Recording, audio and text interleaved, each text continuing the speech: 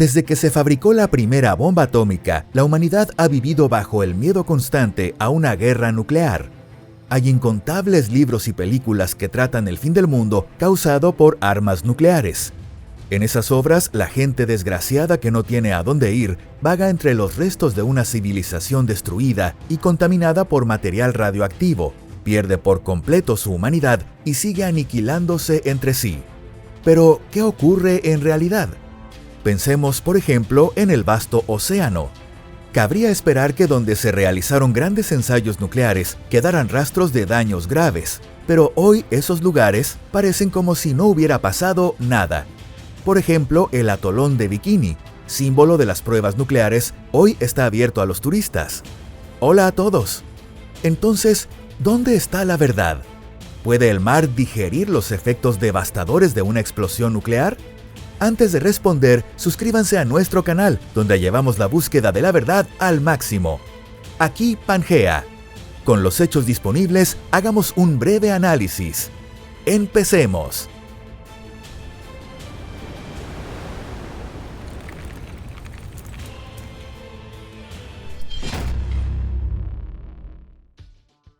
Historia de las pruebas nucleares en el mar.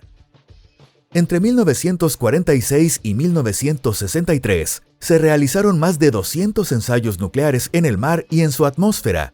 De ellos, solo 8 se llevaron a cabo realmente bajo el agua.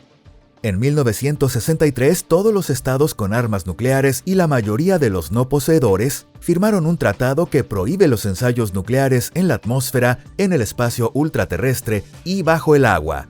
Sin embargo, Francia de 1966 a 1974 y China de 1964 a 1980 continuaron con pruebas en la atmósfera. También se sabe que, aunque se desconoce el país responsable, el 22 de septiembre de 1979 se realizó cerca de la isla Bouvet en el Atlántico Sur el último ensayo nuclear en la atmósfera. Se presume que Sudáfrica e Israel estuvieron implicados en ese ensayo. En cambio, las pruebas nucleares subterráneas continuaron hasta la firma en 1996 del Tratado de Prohibición Completa de los Ensayos Nucleares. Excepto el último ensayo de 1979, todas las pruebas nucleares en el mar fueron realizadas por 4 países: Estados Unidos, Francia, Reino Unido y la Unión Soviética. La primera prueba nuclear en el mar, con nombre en clave Crossroads, la llevó a cabo Estados Unidos en 1946 en el atolón de Bikini, parte de las Islas Marshall. Inspirado por esa prueba, el diseñador francés Louis Reard bautizó como Bikini a un bañador femenino extremadamente minimalista que se hizo enormemente popular. Para los pobladores originarios de las islas, sin embargo, aquello estuvo muy lejos de ser una broma. Según cálculos posteriores de especialistas de Greenpeace, la potencia total de las detonaciones realizadas en torno a las Islas Marshall fue de 108 megatones. Dentro de la operación Crossroads, la detonación submarina más potente fue la del ensayo Baker, realizada el 25 de julio de 1946. A esa bomba se la apodó el infierno de Bikini y su potencia fue de 23 kilotones. Baker explotó a 27 metros bajo la superficie, elevando una columna de agua de 500 metros de diámetro en la base hasta más de 2 kilómetros de altura. En el epicentro, las olas alcanzaron los 30 metros de altura. Tras Estados Unidos, el Reino Unido también realizó pruebas nucleares bajo el agua en el Pacífico. Hasta 1963, el Reino Unido llevó a cabo 21 ensayos de armas nucleares en Australia y alrededor de Kiribati. La Unión Soviética realizó 3 pruebas submarinas en el polígono de Nueva Zembla, situando en cada caso las cargas a unos 30 metros de profundidad. Después de la operación Baker, Estados Unidos efectuó pruebas submarinas con los nombres en clave Wigwam, Umbrella y Swordfish. De ellas, en sentido estricto, solo Wigwam puede considerarse una prueba en mar profundo. Se realizó el 14 de mayo de 1955, 800 kilómetros al suroeste de San Diego, a una profundidad de 610 metros. Hasta hoy, la operación Wigwam sigue siendo la única detonación de un arma nuclear a más de 300 metros de profundidad. Efectos de las pruebas nucleares submarinas. Cabe destacar que durante los ensayos en el Pacífico se evacuó a todos los habitantes de las islas cercanas. No ocurrió lo mismo con las pruebas en el estado de Australia del Sur. En el campo de ensayos de Maralinga, el Reino Unido realizó 7 pruebas nucleares entre 1955 y 1957.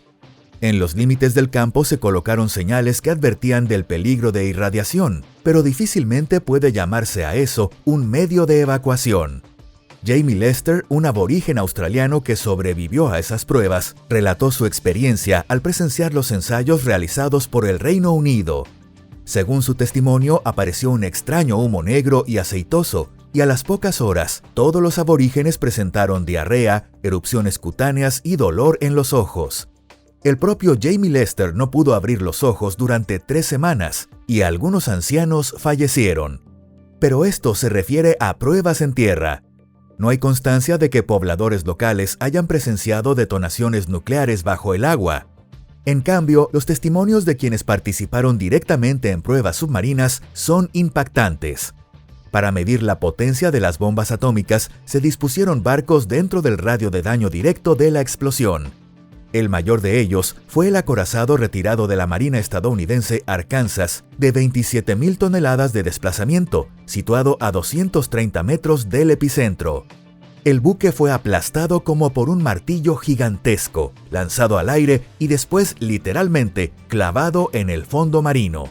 Las naves más pequeñas se hundieron al instante o fueron engullidas por las olas de 5 metros, quedando varadas como astillas en las playas del atolón. Interesa señalar que para estudiar los efectos a largo plazo de la irradiación provocada por la explosión, se dejaron a bordo de algunos barcos animales como cabras y ovejas. Los resultados de esos experimentos con animales siguen siendo confidenciales. Por otro lado, en una reunión celebrada el 9 de agosto de 2023, Junior Aini, embajador de las Islas Marshall en Fiji, habló del proyecto 4.1. Dentro de ese proyecto, Estados Unidos estudiaba los efectos biológicos de los materiales radioactivos en los seres humanos. Cuando se evacuó a los habitantes originarios de los atolones de Bikini, Enewetak, Rongelap y Utirik, pertenecientes a las Islas Marshall entre 1946 y 1963, se les prometió un regreso temprano. De hecho, en 1972, cerca de un centenar de isleños volvieron por voluntad propia a su tierra natal. Sin embargo, en mayo de 1978, los investigadores detectaron altas concentraciones de estroncio 90 en el agua de los pozos que los pobladores usaban como agua potable. Y los análisis de sangre revelaron niveles de cesio 137 varias veces superiores a los valores de referencia. Por ello, en septiembre de 1978, quienes habían regresado tuvieron que abandonar de nuevo su hogar, convertido en un lugar peligroso para la salud. Estudios realizados en la última década muestran que, más que la contaminación del área por isótopos radioactivos residuales, lo preocupante es el estado general del ecosistema que rodea las islas. Incluso viviendo a cientos de kilómetros de donde explotó la bomba atómica, las personas de los estados insulares del Pacífico pueden sufrir intoxicación alimentaria por ciguatera. Esta enfermedad la provoca un plancton microscópico que prolifera en los corales contaminados con material radioactivo. Es decir, los propios corales no resultan afectados por la radiación, pero como se encuentran al inicio de la cadena trófica, los peces en su extremo final ingieren ese plancton contaminado y después las personas comen esos peces. Investigaciones recientes muestran que la ciguatera no aparece solo en las Islas Marshall, sino también en la isla Kiritimati y en las islas de la Polinesia Francesa, y que su causa son corales contaminados por las pruebas nucleares. ¿De verdad el mar no se inmuta ante una bomba atómica? Entonces, ¿por qué algunos investigadores creen de verdad que al mar no le afectan las bombas atómicas? Uno de los principales argumentos es que en el cráter que quedó tras la primera detonación atómica cerca del atolón de Bikini, hoy habita una gran cantidad de vida orgánica. En 2017, los investigadores que estudiaron ese cráter se sorprendieron al hallar abundantes colonias de coral cubriendo sus paredes. A su alrededor nadaban como si nada hubiera ocurrido peces de muchas especies, mientras cangrejos y otros organismos marinos recorrían el fondo. En otras palabras, donde en teoría debería extenderse un desierto por contaminación radioactiva, la vida rebosa. Sin embargo, ese paraíso en calma no encaja con la realidad de que los peces incorporan isótopos radioactivos, y después las personas sufren ciguatera. Aquí viene a la mente una película. En una escena, tras la casi total aniquilación de la humanidad por una guerra nuclear, se ve una inmensa llanura desierta y contaminada por radiación, cubierta hasta el horizonte por amapolas negras. Igual que los corales del cráter de una bomba atómica, esas amapolas negras prosperan bajo niveles altos de radiación. Quienes sostienen que el mar no se ve afectado por materiales radioactivos, comparan el océano con la zona de exclusión de la central de Chernóbil. Por ejemplo, en Chernóbil se han documentado numerosos animales con mutaciones, mientras que en el mar no se han reportado casos similares. Es más, los corales del entorno del atolón de Bikini llegan a ser incluso mayores que en otros lugares. Y alrededor de esos corales viven miles de peces, incluidos ejemplares de especies escasas como el atún, además de tiburones, cangrejos y otros organismos marinos. Según esos especialistas, los efectos destructivos de una bomba atómica serían mucho menores en el agua que en tierra firme. Por ejemplo, la onda de choque se atenúa muy rápido bajo el agua y no provoca tsunamis como un terremoto. La razón es que un tsunami se genera cuando el fondo marino se desplaza en áreas enormes, de cientos de kilómetros cuadrados, moviendo grandes masas de agua a largas distancias. Mientras que en una explosión nuclear local, el desplazamiento es limitado, como ocurrió en Bikini, donde el agua se movió unos 500 metros. Las olas generadas por una detonación nuclear se disipan a pocos kilómetros. Pero el argumento que consideran más sólido es la diferencia en la dispersión de isótopos radioactivos en tierra y bajo el agua. En tierra, los elementos radioactivos se mezclan con polvo y escombros, viajan con el viento a grandes distancias, a veces miles de kilómetros. Luego caen como lluvia o nieve y son absorbidos por plantas y animales. En cambio, cuando la explosión ocurre en el mar, los elementos radioactivos se disuelven ampliamente en el agua. Su concentración disminuye con rapidez a medida que se alejan del epicentro, y en el océano en constante movimiento terminan acercándose a los niveles del fondo. Este proceso puede compararse con diluir el veneno más letal en una gran cantidad de agua hasta que esa agua se vuelve completamente segura para la salud. Todo esto tranquiliza, sí, pero solo si las explosiones nucleares se limitan a unas cuantas. En tal caso serían como pequeños cortes en el cuerpo del planeta, cuyas huellas sanarían pronto. Lamentablemente, el daño nuclear no proviene solo de las detonaciones submarinas ya realizadas. Hay que sumar los desechos radioactivos enterrados bajo el agua, los reactores nucleares operativos de submarinos y buques de superficie, y los vertidos procedentes de centrales nucleares de uso pacífico. Tampoco debemos olvidar que al menos 6 bombas nucleares se han perdido en el mar.